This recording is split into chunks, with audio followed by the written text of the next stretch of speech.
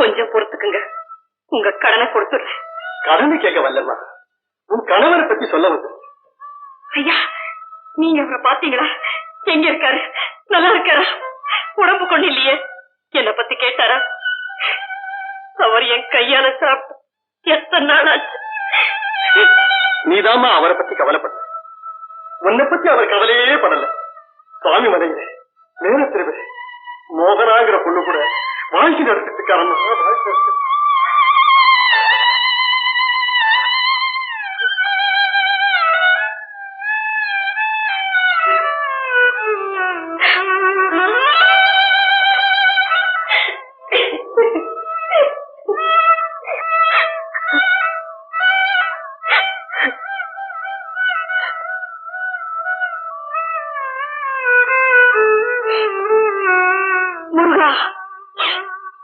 முருகன் உன்னை காப்பாற்றுவாரம்மா. இப்பவே நேரா புறப்பட்டு போய் உன் புரிதலை பாரு, எல்லாம் சரியா போகுது. இதை வலிச்சது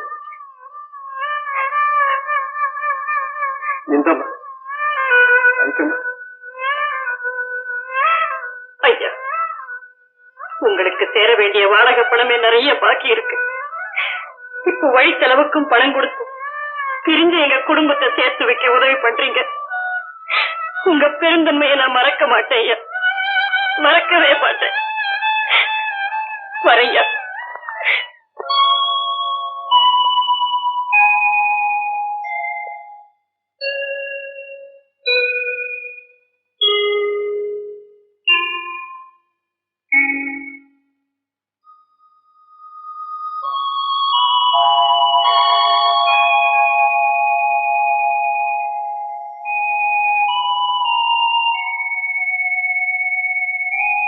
யார் மணி?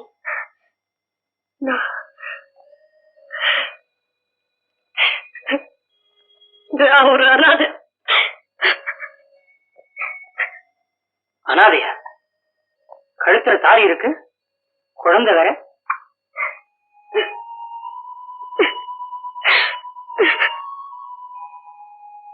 புரிஞ்சுக்கிட்ட, வருத்தப்படாதம்மா.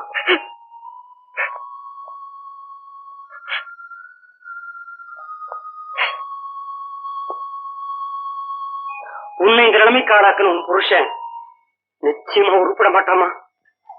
அப்படி எல்லாம் சொல்லாதீங்க. அவர் எங்க இருந்தாலும் நல்லா இருக்கட்டும். இந்த பொம்பளையிலே போய் குடித்தான், புருஷனை விட்டு கொடுத்தே பேச மாட்டாங்களே. ஏமா, இதுவே நீ என்ன செய்ய போறதா உத்தேசம்? எங்கேயாவது கூலி வேலை கிடைச்சா கூட போதுங்க, என் குழந்தைய காப்பாத்திடுவேன். நீ கவலைப்படாதம்மா. வாழை தோட்டம் நிறைய நான் மொத்தமா குத்தைக்கு எடுத்து காயங்களை சில்லறையா வியாபாரம் பண்றேன். நீ அதுங்களை சுமந்துட்டு போய் கடையில போட்டீங்கன்னா 1-2 கிடைக்கும். அதை வச்சு இங்க பக்கத்துல இருக்கிற குடிசையில ஒண்ணு காலியா இருக்குது, அது என்னோடதான். நீ அதுலயே தங்கிக்கலாமா? நீங்க நல்லா இருக்கிறாங்க. இன்னும் கொஞ்ச நாள் கழிச்சு அப்பா எங்கம்மா நீ என் குழந்தை கேட்டா நான் என்ன பதில் சொல்லுவேன்? முருகன், அவருக்கு ஒரு குறையும் வராம காப்பாத்து. பிரிஞ்சு போன எங்க குடும்பத்தை ஒண்ணு சேர்த்து வச்சுடு முருகா, ஒண்ணு சேர்த்து வச்சுடு.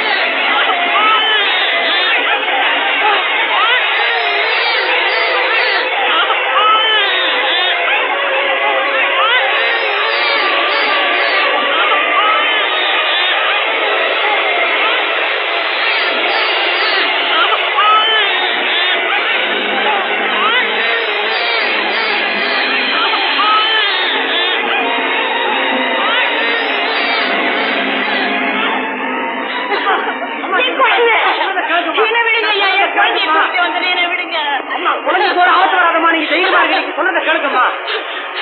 ஐயோ என் குழந்தையை காப்பாத்துறதுக்கு ஆள் போயிருக்குமா?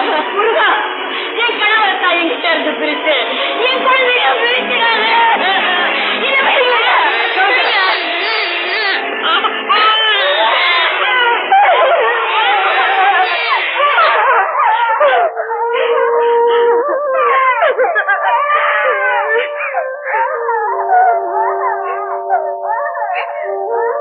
முருகா, நீதான் என் குழந்தைய காப்பாத்துறியா? நீதான் என் குழந்தைய காப்பாத்துறியா? வேலம்மே,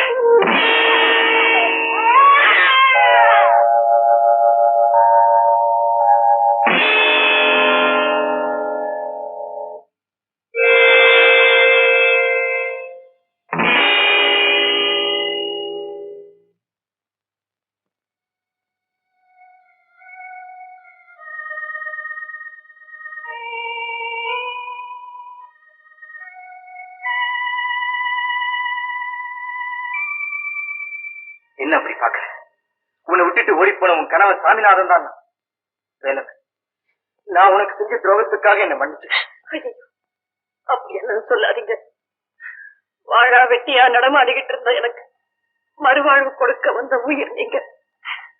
குழந்தைக்கு விவரம் தெரிஞ்சு அப்பா எங்கம்மான்னு கேட்டா என்ன பதில் சொல்றதுன்னே தெரியாம எங்கிட்டு இருக்கிற என் வேதனையை போக்க வந்த கடவுள் நீங்க.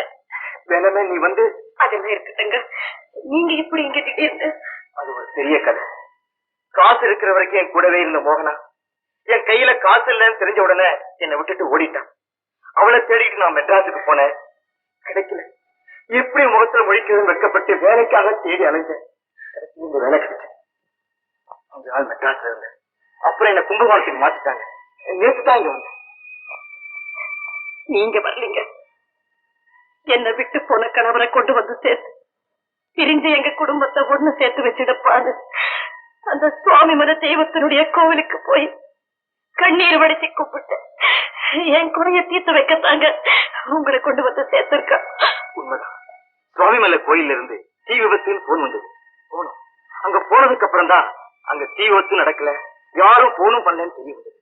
சரிதான், இது யாரோ செஞ்ச குறும்பு நினைச்சிட்டு திரும்பி வந்துட்டு இருக்கும் போது குடிசைகள்லாம் எரிஞ்சிட்டு இருக்கிறத பார்த்தோம். அத வேற யாரும் செய்யலீங்க.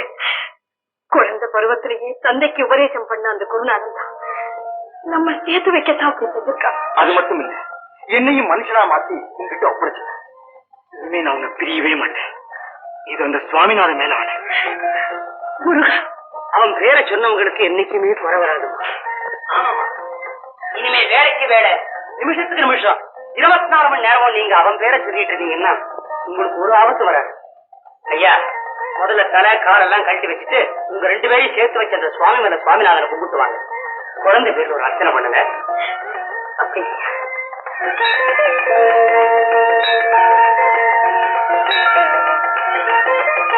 முருகா, உன் தேவி வள்ளியம்ம திருமண திருவிழாவில் பிரிஞ்சு போன என் கணவரை திருப்பி கொண்டு வந்து சேர்த்துடுன்னு வேண்டினேன். அப்படியே செஞ்சுட்டேன். குருநாதா, இனிமே நாங்க எப்பவும் இப்படியே இணைஞ்சிருக்கிற பாக்கியத்தை கொடுப்பா.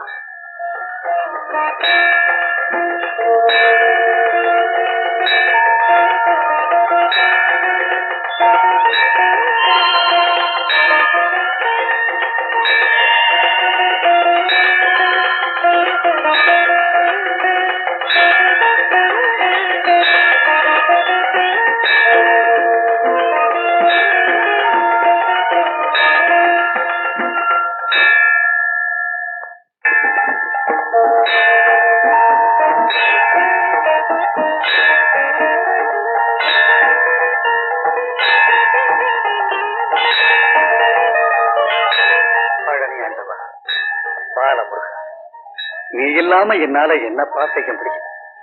உள்ளூர்ல முதலா உன்னையும் நிரந்தர கூட்டா சேர்த்துக்கிட்டு ஒரு சின்ன வியாபாரத்தை ஆரம்பிச்சப்போ எல்லாரும் என்ன கேலி பேசினாங்க. இந்த முரட்டு பைய முன்னுக்கு வருவானா, காலி பைய காசு சேர்ப்பானான்னு என் காதல படும்படியாவே ஏளனமா பேசினாங்க. ஆனா அத்தனை பேரும் வாயடைச்சு போற மாதிரி எனக்கு லாபத்தை நீ வாரி வாரி கொடுத்தப்பா. அதுல பாதி பங்கு உன் திருப்பணிக்கு நான் கொடுத்துக்கிட்டு தான் இருக்கேன். இப்போ இந்த நாட்டுல செய்துகிட்டு இருந்த வியாபாரத்தை வெளிநாட்டிலையும் போய் செய்யறதுன்னு நான் முடிவு பண்ணிருக்கேன்.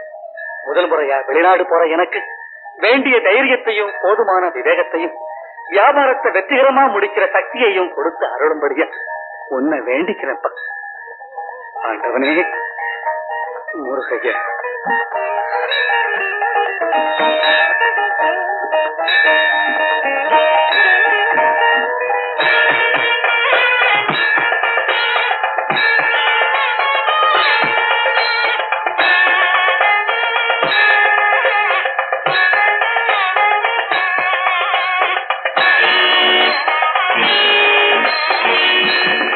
அடே வடிவேலு, கதிர்வேலு, உன்னை கோவில்ல சந்திப்பேன்னு நான் எதிர்பார்க்கலடா.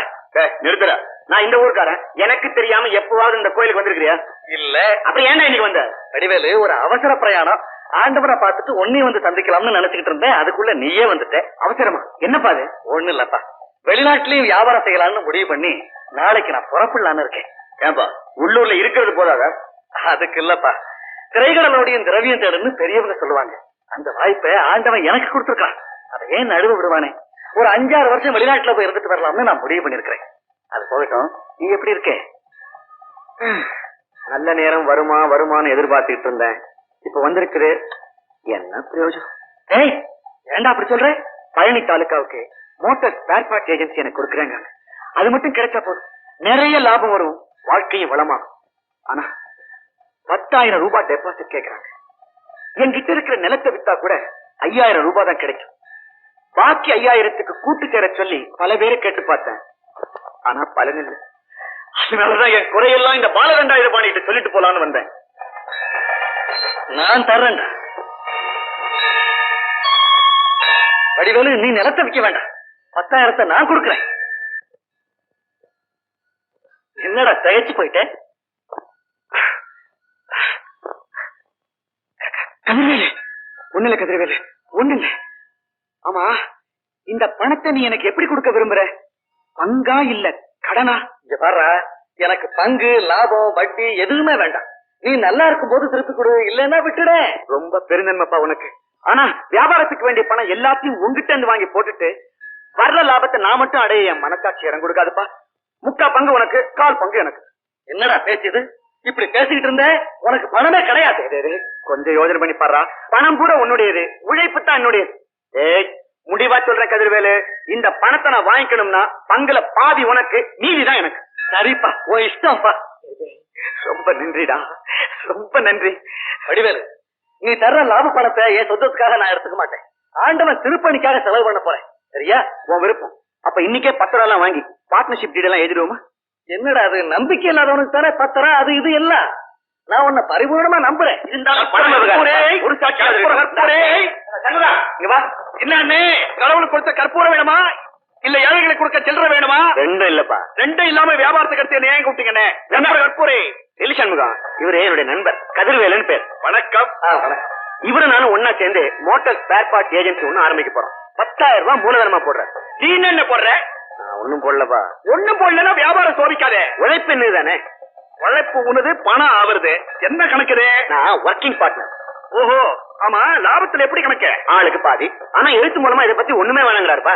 நான் தான் ஒரு சாட்சியா இருக்கட்டுமே உன்னை கூப்பிட்டேன். வடிவேலு, கொஞ்சம் சும்மா இரு.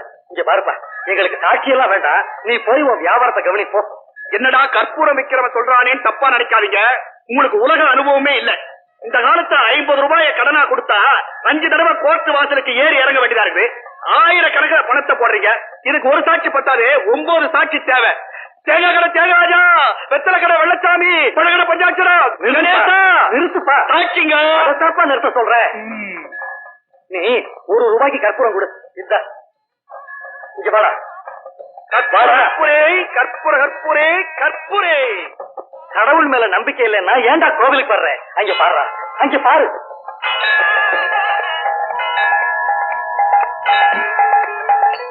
நாம 2 பேரும் என்ன பேசிட்டு இருக்கோம்னு அத்தனையும் பார்த்துட்டு இருக்கானே இந்த பழனி ஆண்டவன். இந்த தெய்வத்தை விட ஒரு சாட்சி வேணுமாடா? பாடா. அடாடா, நம்பிக்கைன்னா கடவுள் மேல இப்படி இல்ல இருக்கணும். கடவுளை நம்பினோர் கைவிடப்படா.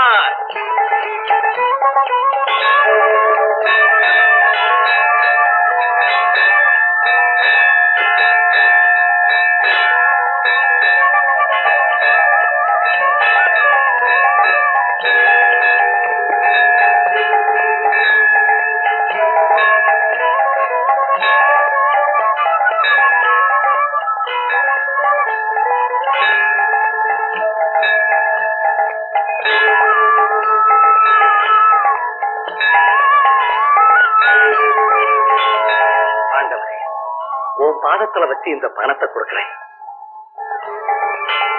இதை ஆரம்பிக்கிற வியாபாரம் நிலைச்சு தழைச்சு வளர நீதான் இவனுக்கு அருள் பாலிக்கணும். நல்லா இருற. வா.